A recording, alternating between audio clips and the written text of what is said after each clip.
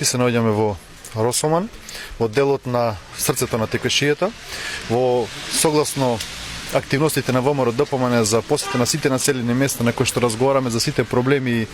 сите ситуации кои што ги тежнеат и тиштат граѓаните на Република Македонија. Во овој дел најголем дел од дискусиите беа во земјоделскиот сегмент. Само накратко сакам да потсетам дека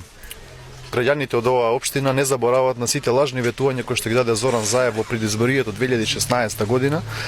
на каде што со тогашниот министер Љупчо Николовски ветуваше сигурен пласман и откуп на земјоделските производи,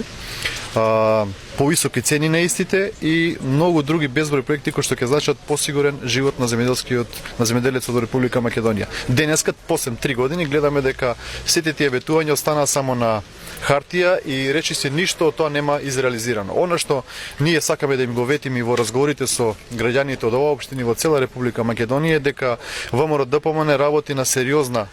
програма која што ќе биде понудена во изборниот период и нормално кога ќе формираме влада на 12 април после победата на ВМРО ДПМН, сите овие проекти кои што ќе бидат реални и остварливи, ќе значат еден достоинствен земјоделец кој што навистина ќе биде ценет од сите од целата држава, односно од целата влада, затоа што земјоделците се еден од столбовите на економијата во Македонија и навистина тие заслужуваат да бидат на пиедесталот. Некако до сега на дното на листата на Зоран Заев кој што гледаме дека